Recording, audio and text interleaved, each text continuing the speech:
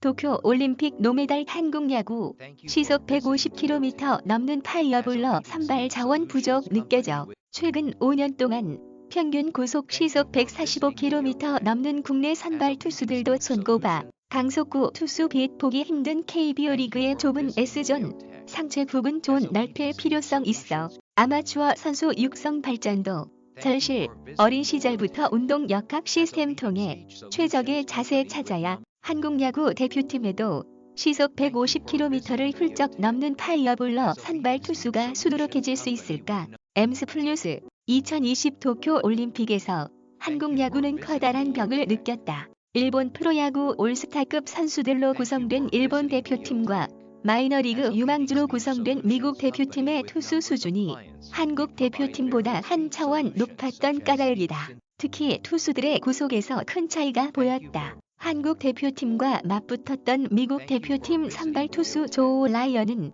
시속 150km가 넘는 하이패스트볼로 한국 타자들을 요리했다. 미국 대표팀 좌완 개투 앤서니 고즈는 KBO 리그에서 좀처럼 보기 힘든 시속 150km 중후반대 강속구로 타자들의 헛스윙을 이끌었다. 일본 대표팀에도 파이어볼러 투수들이 즐비하다. 일본 대표팀은 도쿄 올림픽 결승전에서 미국을 상대로 무실점 호투를 펼친 모리시타 마사토와 센가, 코다이, 이토 히로미, 구리바야시 료지 등은 구속 시속 150km를 훌쩍 넘길 수 있는 투수들이다.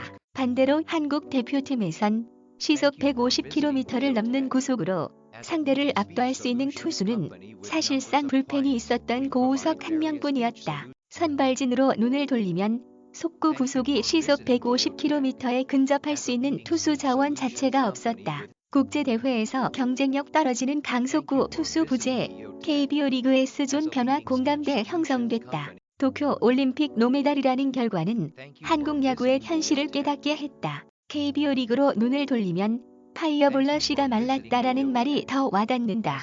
2017 시즌부터 2020 시즌까지 규정 이닝을 충족한 KBO 리그 투수들 가운데 속구 평균 구속 시속 145km를 넘는 국내 투수는 2019년 김민과 2019년 김광현 2명뿐이다. 2021 시즌 규정 이닝을 채운 국내 투수들 가운데 속구 평균 고속 1위는 박세웅이다. 박세웅은 8월 15일 기준으로 속구 평균 고속 145.5km H를 기록 중이다. 비록 규정 이닝을 못 채웠지만 2021 시즌 속구 평균 고속 151.5km H인 안호진은 과거 학교폭력 관련 징계로 국가대표 자격이 영구 박탈됐다. 향후 국가대표팀에서 시속 150km를 쓱 던질 파이어볼러 선발 투수는 사실상 보이지 않는 게 현실이다. 왜 KBO 리그에선 시속 150km를 넘나드는 강속구 선발 투수를 찾기 어려울까? 근본적으론 아마추어 선수 육상의 문제지만 최근 투수들에게 불리해지는 KBO 리그 환경도 무시할 수 없다는 게 현장의 시선이다.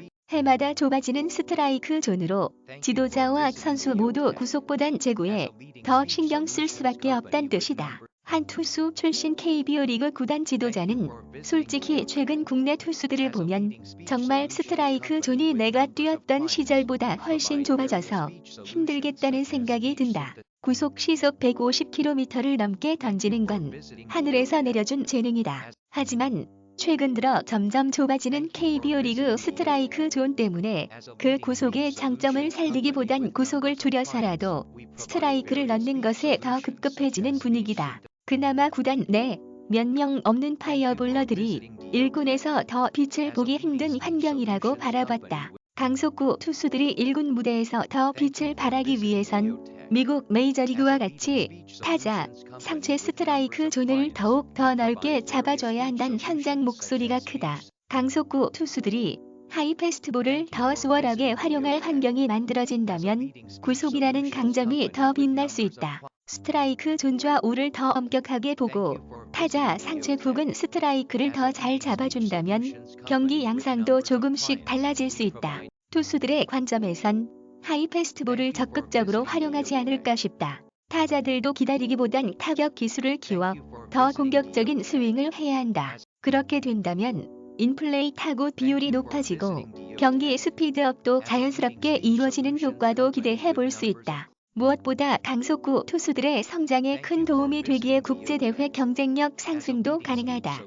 한 해설위원의 사견이다. KBO도 이번 올림픽 결과를 토대로 스트라이크 존 변화에 공감하는 분위기다. KBO 관계자는 올 시즌엔 당장 변화가 어렵지만 국제대회 경쟁력 향상을 위해선 내년 시즌 스트라이크 존을 두고 변화를 줘야 한다는 내부 공감대가 확실히 생겼다. 시즌 종료 뒤 긴밀하게 스트라이크 존 변화에 대해 논의해보겠다라고 전했다. 강속구 투수 육성 위한 아마추어 야구 발전도 절실, 운동 역학 통한 과학적인 접근법 필요하다. 차명주 교수가 운영하는 SSL에서 3D 모션 캡처로 측정한 한 투수의 힘 크기와 방향, 투구와 반대 방향으로 힘을 쓰고 있는 안 좋은 예시다. 물론 근본적으로는 아마추어 선수들의 육성 시스템의 변화가 필요하다. 최근 KBO 리그 일부 구단, 롯데 자이언츠와 SSG 랜더스의 경우 운동 역학과 관련한 피칭 랩과 바이오메카닉 장비 등을 도입해 선수들의 기량 발전에 도움을 주고 있다. 순전히 현장 지도자의 감만이 아니라 운동 역학 시스템 도입으로 각자 개인에 맞는 최선의 과학적인 해답을 주고자 하는 움직임이다. 한 아마추어 현장 지도자도 선수 육성을 위한 운동 역학 시스템 적용의 필요성을 강조했다. 이 지도자는 최근 몇몇 프로 구단이 운동 역학 관련 시스템을 도입해 선수들의 퍼포먼스 향상에 큰 도움을 준다고 들었다. 물론 아마추어 현장에서 그런 시스템을 도입하는 게 금전적으로 쉬운 일은 아니다. 그래도 아마추어 선수들이 어릴 때부터 운동 역학 시스템의 도움을 받아 자신에게 맞는 최적의 생체 움직임을 알 수 있다면 구속이나 타구 힘 등 근본적인 운동 능력에서 선진 야구를 따라잡을 여지가 생길 것이라고 강조했다. 운동 역학 연구소인 SSL을 운영하는 차명주 사이과학대학교 스포츠의학 전문대학원 겸임 교수도 아마추어 선수 시절부터 운동 역학의 중요성을 빨리 깨달아야 한다고 주장하는 이다. 운동 역학상 투수들이 체중을 축 발에서 다른 발로 전환할 때 몸통을 가능한 한 늦게 회전하게 만들어야 한다. 동적 균형과 자세의 안정, 그리고 팔꿈치와 전환의 정렬과 함께 그 동작이 이뤄진다면 생체 역학적으로 가장 효율적인 투구 자세다. 미국에선 이미 이런 부분을 학생 선수들이 어릴 때부터 체득하고 있다. 어릴 때부터 투구 자세가 정해지는 건데 아마추어 지도자들이 감으로 내가 이렇게 던져서 좋았으니까 너도 이렇게 던져라는 생각을 하면 안 된다.